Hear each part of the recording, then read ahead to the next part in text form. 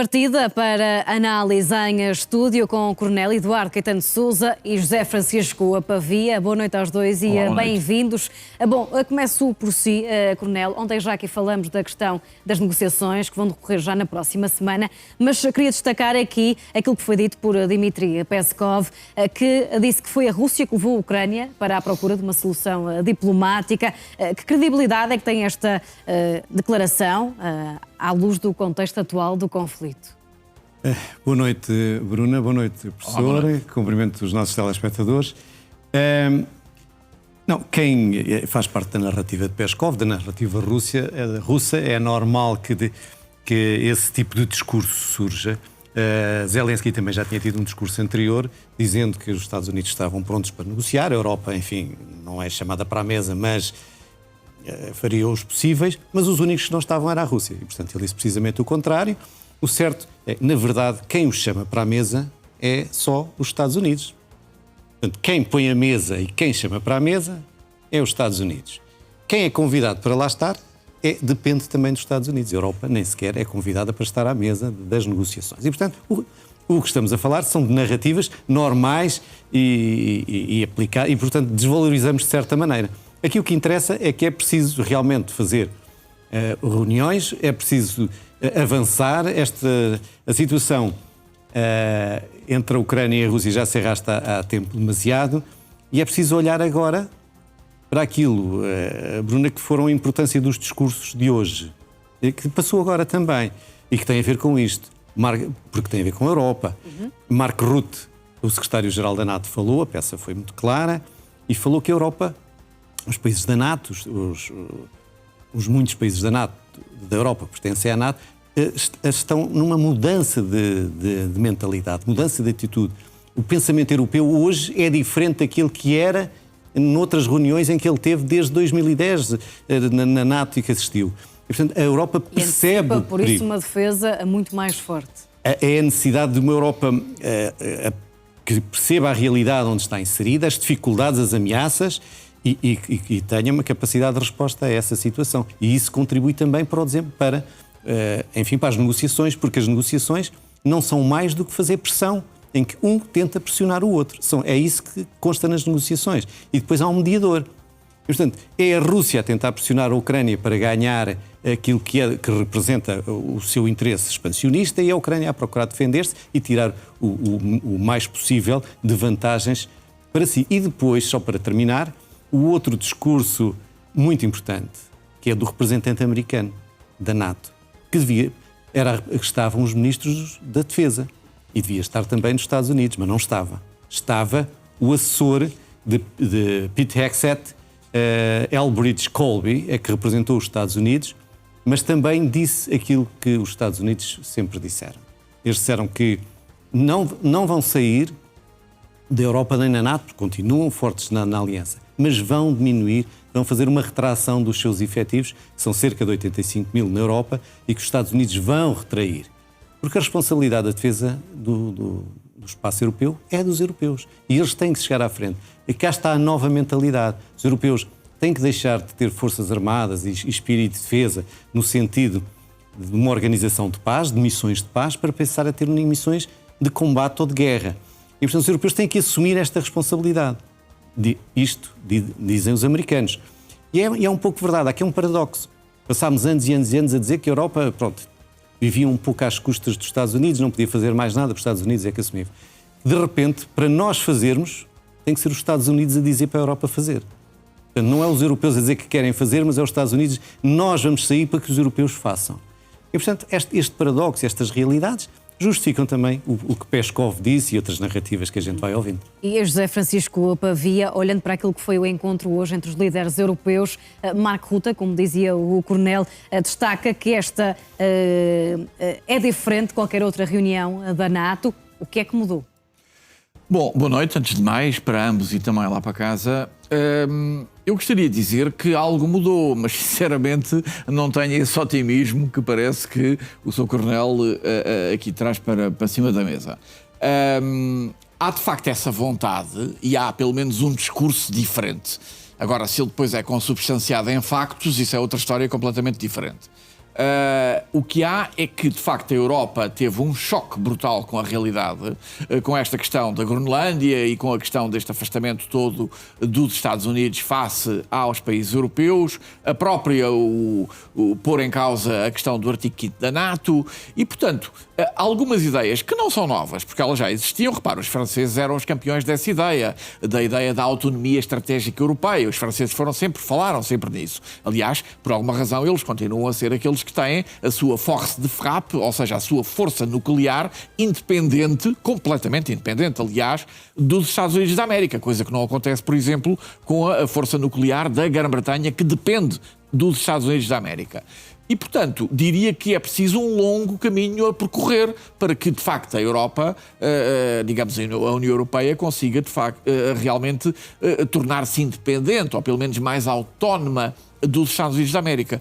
Mas Mark Rutte, que acabou de referir, que ao mesmo tempo que diz isso, também disse outro dia que, de facto, nem pensem que nos próximos tempos a Europa vai conseguir ser autónoma, independente e autossuficiente em relação aos Estados Unidos, porque isso não vai acontecer tão cedo. E ele tem razão, quer dizer, nesse aspecto concreto, obviamente que tem razão, conhecendo ele melhor do que ninguém aquilo que se passa na realidade, digamos assim, do terreno e daquilo que são as capacidades e a vontade, digamos assim, dos diversos países europeus. E, portanto, temos aqui uma vontade, se quiser, expressa em discursos, em palavras, mas depois que, enfim, falta agora consubstanciar em factos e isso é que é o mais difícil, não é? Olhando para a nova ronda de negociações agendada para a próxima semana, o que é que podemos esperar, até porque a última que aconteceu, a última conversação trilateral, não deu frutos?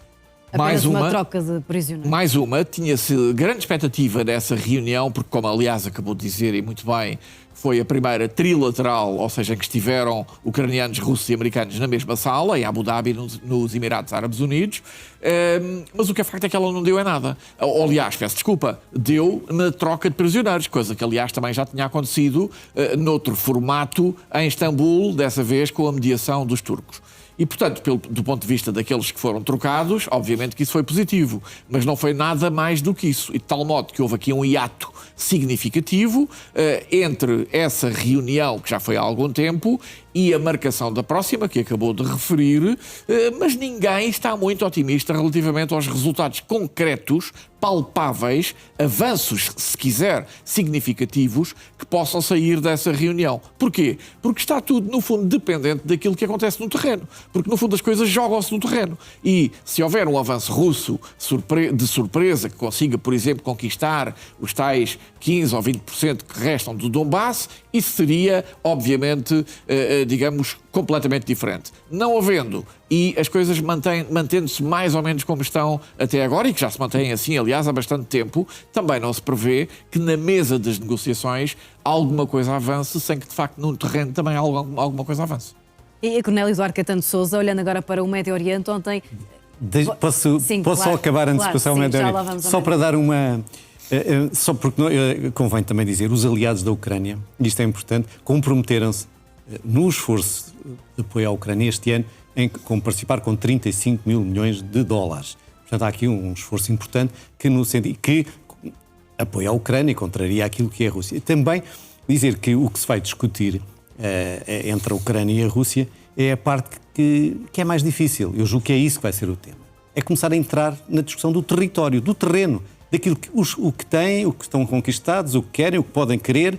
E, portanto, é isso que é a parte mais difícil. No fundo, é a conquista territorial, que não tem sido muito discutida. Eu concordo com o que o professor disse na última reunião, tirando os prisioneiros, não se chegou a conclusão nenhuma. Esse segundo round foi sem grande significado. Mas, se for os territórios, sim, é a parte dura da questão. A parte difícil é discutir, afinal, aquilo que os russos querem, conquistar território, e o que os ucranianos não querem, que é perder aquilo que é seu. E, portanto, é essa a dificuldade. Se for isso que vai acontecer, não sabemos exatamente.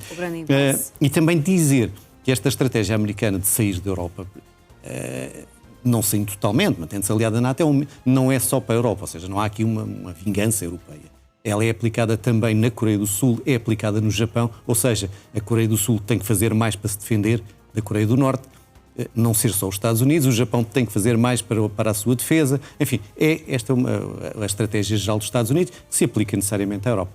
Bem, agora olhando sim para o Médio Oriente, já ontem aqui começamos a falar daquilo que tinha sido o encontro entre Donald Trump e Netanyahu. Não havia muita informação, sabe-se agora que durou cerca de 3 horas. A J.D. Vance também já veio falar da situação do Irão. Diz que a opção nuclear não é a única na mesa para a atenção no Irão. Está a referir-se aqui aos mísseis balísticos, por exemplo? Sim, os três havia 4 pontos em agenda. Ou por outra, numa pré-agenda, falar do nuclear, é fundamental, dos mísseis, falar dos aliados, de toda a estrutura que apoia o Irão e que causa a destabilização no Médio Oriente, e uma quarta que era o regime. Como os Estados Unidos disseram, o regime não nos interessa, o povo, se quiser, o povo iraniano, se quiser comer do regime, é um problema deles, um pouco como fizeram na Venezuela, e portanto o regime não interessa ao poder americano, interessa-lhe sim aspecto económico, financeiro, de geopolítica, de controle de influência, etc. Mas, pelos vistos, a questão da democracia, da liberdade, isso não interessa nada e, portanto, o povo que se preocupa com isso. Portanto, esse último quarto ponto sai. Para Israel, e aqui, nós não sabemos o que é que passou nas 3 horas, mas muita coisa se deve ter passado. Não perderam as 3 horas a beber copos de água ali, com certeza andaram a discutir muita coisa e não só aquilo que Trump disse que quis passar. Trump quis passar, aquilo que ontem referimos aqui, que as negociações vão continuar, enfim, mais ou menos tranquilas. Se bem que nunca os Estados Unidos conseguiram negociações tranquilas e ganhar nada, fosse só o Irão, em termos de negociação, que o Irão é um expert em negociações, porque arrasta, dilui, inventa e transforma as negociações, enfim, em tudo menos aquilo que são negociações, e o Irão tem essa capacidade. Não sabemos se isso vai acontecer agora. Mas eu tenho aqui uma análise, porque é que Israel naturalmente queria outro tipo de ações, provavelmente. Saiu de lá, a ideia é que o primeiro-ministro israelita saiu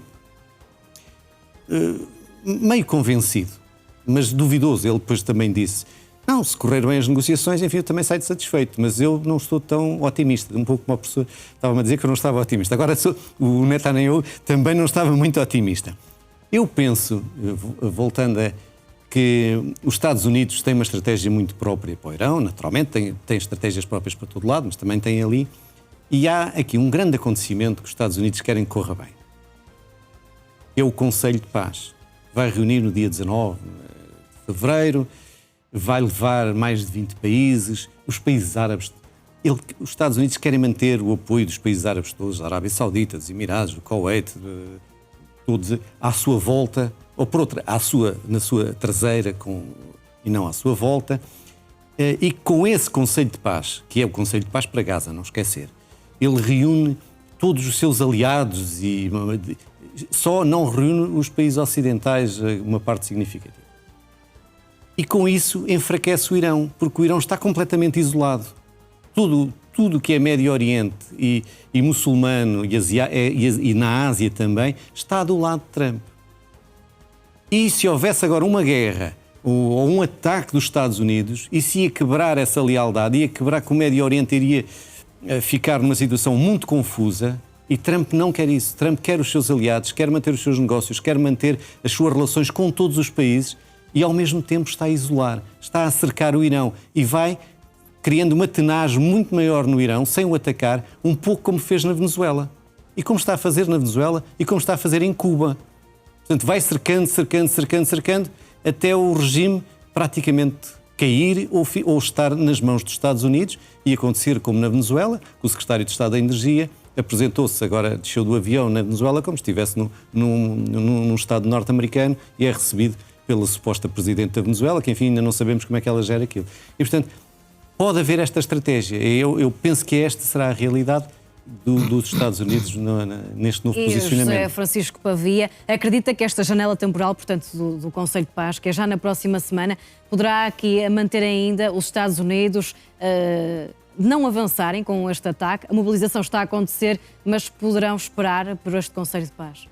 Eu diria que sim, mas repare que há aqui um paradoxo, porque em 2015, durante o mandato de Obama, foi feito um acordo que era o JCPOA, que previa precisamente que o Irão progressivamente fosse abandonando as suas ideias de construir uma arma nuclear a troco do levantamento das sanções. E, portanto, ele, no fundo, teria que diluir, se quiser, aquilo que era já o seu material radioativo armazenado e, a troco disso, iriam ser progressivamente levantadas as sanções. E isso era verificado pela Agência Internacional de Energia Atómica, que fazia inspeções, digamos assim, às instalações nucleares iranianas. Quem vai acabar com esse acordo? É precisamente Donald Trump. Donald Trump, em 2018, unilateralmente, pura e simplesmente quebra esse acordo, denuncia-o, rompe-o unilateralmente e, portanto, ele termina. E, a partir daí, o Irão fica com mãos livres, se quiser, para continuar, digamos assim, o seu enriquecimento de urânio, até que chegou ao estado que temos hoje. Ora, o que é que Donald Trump quer fazer agora? Quer fazer uma coisa que Barack Obama já fez em 2015. Quer fazer um outro tipo de acordo, muito semelhante a este que eu acabei de referir. No fundo, os contornos são basicamente os mesmos. Ou seja, o que Donald Trump está a oferecer ao Irão, agora nas negociações que estão a decorrer, desta vez em Muscat, capital do Sultanato de Omã, e que está a ser mediado por esse país, neste caso concreto, Estados Unidos da América de um lado e Irão do outro, é que o Irão abandone, ou seja, dilua progressivamente o material radioativo que já está enriquecido e que, a troco disso, sejam levantadas as sanções que estão a sufocar completamente aquele país, como sabe, e como temos vindo aqui a dizer. E, portanto, no fundo, que diferença é que isto tem do acordo anterior que estava em vigor em 2015 e que tinha sido gizado por Barack Obama? Praticamente nenhuma. Até neste se prevê também inspeções que seriam feitas por quem? Precisamente pela mesma organização que fazia, que era a Agência Internacional de Energia Atómica. Portanto, o que é que fez Donald Trump mudar de opinião, se quiser, e agora até querer avançar para este acordo com o Irão, contrariando até sistematicamente a opinião de Netanyahu, porque Netanyahu e Israel é o principal opositor deste acordo, quer do anterior, de 2015, quer deste, se eventualmente vier a ser feito. São os países do Golfo Pérsico. São os países que fazem parte do Conselho de Cooperação do Golfo e também outros, como o Egito, a Jordânia, etc., que fazem parte do tal Conselho da Paz e que, obviamente, estão a pressionar o presidente americano para que este não ataque o Irão, porque têm medo da destabilização total que iria acontecer se houvesse uma mudança brusca de regime ou se o regime caísse na rua, o poder caísse na rua e aquilo se tornasse um caos total, como já aconteceu, aliás, em situações similares, olha, como a Líbia, por exemplo, para não ir mais longe. E, portanto, é essa pressão desses países árabes que está, digamos, a fazer com que Donald Trump esteja a ir contra os desejos de Netanyahu e esteja a privilegiar, se quiser, a via diplomática para chegar a este acordo com o Irão. E, portanto, esse Conselho da Paz é muito importante na tentativa de explicação daquilo que está a acontecer com o Irão neste momento. E vamos acompanhar os próximos passos no Médio Oriente, perceber se há ou não acordo. José Francisco Pavia, Coronel e Eduardo Caetano de Sousa, obrigado aos dois e uma boa noite. Obrigado.